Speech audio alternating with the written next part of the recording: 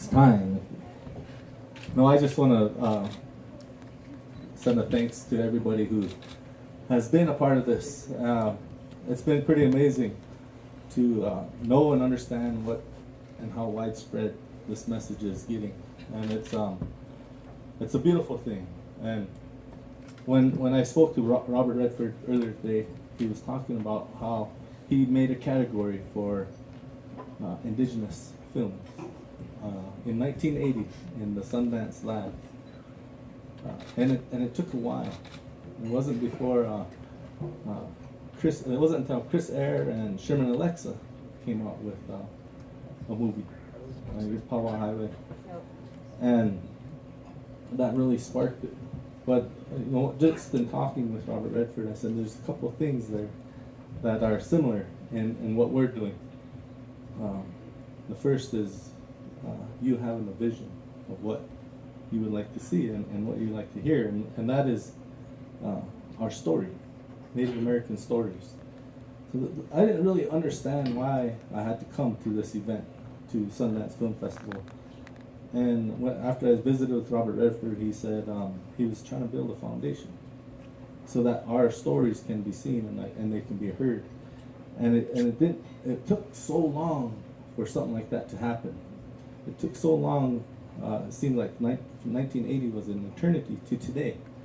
And there's so much more that can be done. So he says he feels frustrated, but there's nothing to be frustrated about because our stories are there and they're coming.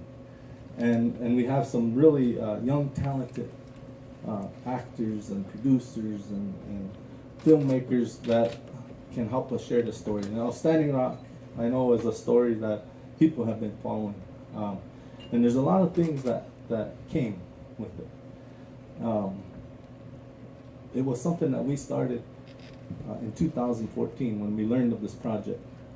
And the Standing Rock Sioux Tribe had immediately opposed this pipeline. But it seemed like we weren't being heard. For some reason, nobody listened to us. The federal government, the company, the state, no matter who we talk to, progress is going to go forward with this pipeline, no matter what. And so there's a lot of people that I contribute to help build that foundation in 2014 for the legal fight, the legal battle that we got into. I look at it like fighting it in from different angles. One is the legal, two is administrative or policy. We have to talk to the decision makers in DC, the policy makers, the rule makers in DC. We have to get our message to them, and we have to share our story.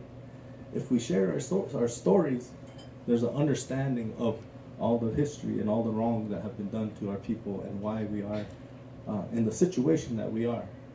And so we're fighting it in that front. And now, and I give a lot of credit to the Obama administration because of the courage that they had to step up and actually do the very thing that we've been asking for, and that is to get an EIS, environmental impact statement. If we get that, now we have a way to tell our story to federal agencies, to share that this pipeline is going to impact our people, our land, our heritage, our culture, our language. This pipeline is going to actually hurt us. And the company will see that. So we've been fighting for this, and that has been our ask from day one. We've been asking for that. Don't do an EA, environmental assessment, let's do an environmental impact statement. We got that, and it took a lot of courage from the previous administration. Now, what we're seeing is a new administration coming in, and the political side of it is going to be challenging, and we're going to continue to work on it. Just recently, today, the Trump administration came out with a statement saying that they're going to move forward with the Dakota Access Pipeline and KXL. So until we hear or see what actual action they take, we can't react to it. So I'm not reacting to it. We're gonna see what tools or mechanism they are going to use to try to reverse what the Obama administration done. And then when I get that information, then we'll strategize on how we can move forward, and we'll look at all our legal options. We'll go back to the legal strategy and then the political strategy. But the other strategy that has been so effective and has built so much awareness is the men and women, the children and the elders who have been on the ground and who have been experiencing the fight at Standing Rock. And that was something that was unique and special. Now this has not been the first time Indian country stood up. There's been many battles, and there's been current battles. And I know, I don't understand sometimes why things happen the way they do, but they do. And for some reason, Standing Rock was heightened and I know a part of it is because of the youth. The youth are saying we don't want this in our future. So adults have to step up, but it's important that we don't forget all the other fights that we're in, all the other movements that are out there, and no, let's not let Standing Rock determine whether or not we're going to continue to stand up for our rights. We're going to continue to stand up for our lands. We're going to continue to stand up for our children. We have to keep moving forward regardless, and we're going to do whatever we can to make sure that we prevail with Standing Rock. But the way I see it is we already won. We already won because of the power of unity. We won because of the power of unity. We won because of the power of unity, and our voices are going to be heard from this day forward into the future. And our kids and everyone is going to know what it's going to take in order to stand up and make the stance. And we have to make sure that we do the right thing when we do this, when we stand up. And so the other thing is the power of prayer. What prayer has brought to people, and what is it going to take for us to not just look at pipelines? You know, when it comes to my reservation, there are many things that plague our tribe. There's alcoholism, there's drug abuse, there's all the abuses you could think of, homeless, suicide. We need to start taking these actions that we're doing now to stand up. When are we going to come together and stand up against meth? Meth is rampant in Indian country. Meth is there. So we have to, there's a lot of things that we can do and learn from this movement. Water is life. We take what the lessons that we learn, and it's not just water that is life. There's many more things that are life. There's the air that we breathe. Without air, we won't live. There's the earth. The earth is here to provide us the necessities that we love. And then there's also the sun, the fire that keeps in. We need those four things. So we got to keep looking at all the things that we're taking, the lessons from this movement, and keep moving in a good way for our people and for the future generations. Because if we don't, the trauma that plagued us for 200 years is going to continue to plague us. And it's up to us to make the decision. It's up to us to decide, are we gonna ever forgive? Learn how to forgive. Is there a time when we're gonna say, I can't dwell on what has been done to me, or what I can't dwell with what has been done to our people?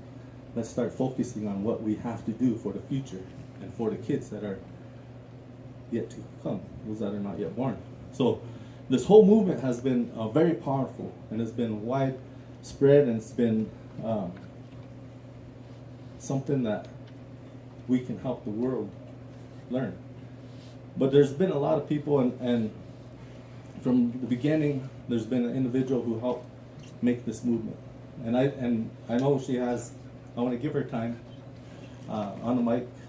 She's been at Standing Rock in April, and she has heightened awareness with the industry, the movie star industry.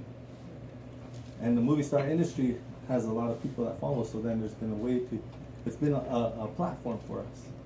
And that's why I think this platform here at Sundance Film Festival is so important, because there's many stories. It's not just water is life. It's not just Standing Rock. There's so many stories that we have to get out and share. And I witnessed two of them. this weekend. I witnessed rumble, and I never knew that Indians were responsible for rock and roll. I witnessed Wind River, a show that gives the reality of what's happening in Indian country.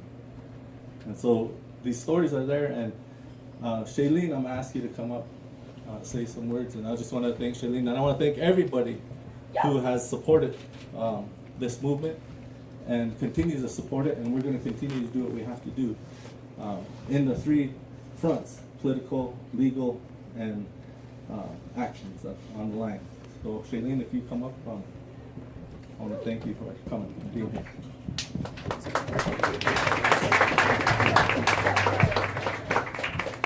Hello. That's pretty hard to follow. I am a non-native ally who has been standing with Standing Rock. I found out about this movement in February of last year when a petition was started by the youth called Respect Our Water. And from February to now, I have witnessed some incredibly interesting triumphs and interesting events that have led me to my belief systems today. In February, I sent out an email to 200-ish highly influential people in the industry, friends of mine, people who have large social media outreach, and I got 3 responses back out of those 200 emails. And of those 3 responses, those fellow people did put out on social media the petition. They did retweet things that Respect Our Water was putting out, things that I was tweeting about. But 3 out of 200 people paid attention. 3. In September, I think it was September, I was arrested. And the day I got arrested, the minute I got arrested, millions of people started paying attention. To the point where on Instagram, Katy Perry commented on my Instagram, and I started laughing because I was like, whoa, Katy Perry's commenting on my Instagram about Standing Rock. But it showed me something that was really remarkable. We as a society have allowed ourselves to become so complacent and so apathetic that until something directly affects us, or until a celebrity or a famous person becomes affected, we don't pay attention and we don't care. And maybe in our hearts we say, oh, this is unfortunate that all of these water protectors are being arrested. No, this is unfortunate that yet another pipeline is being built on indigenous land. But it doesn't directly affect me, so I'm not really going to do anything about it. Well, what we've seen in the last few months with our political system, and what we've seen over the weekend with the amount of marches that have been happening, is that complacency is done. It's expired. It's retired. And this is a huge feat for not only this generation and the generations like today, but all of those who are to come. Because it shows that all of us in this room, whether we're indigenous or we're non-native allies, whether we're African American, whether we're Pacific Islander, doesn't matter.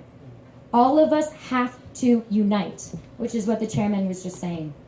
We have to take down these walls. We have to take down these divisions. That is the only way we will be able to move forward in a way that guarantees your children and my children, you and me, have not only clean drinking water, but clean air and solid earth to walk on and to breathe, and fire to feed ourselves with, to nourish ourselves with.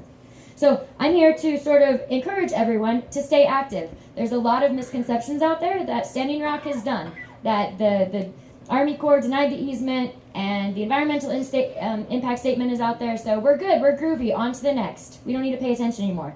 That's not true. We have to continue paying attention, and we have to use this movement as an example moving forward for every single movement, every single battle that we're going to be up against. Because this movement, on the grand scheme of things, proved that without ego and without fear, you can win a fight in a good way, with prayer, with ceremony, and with your hands open and your heart forward.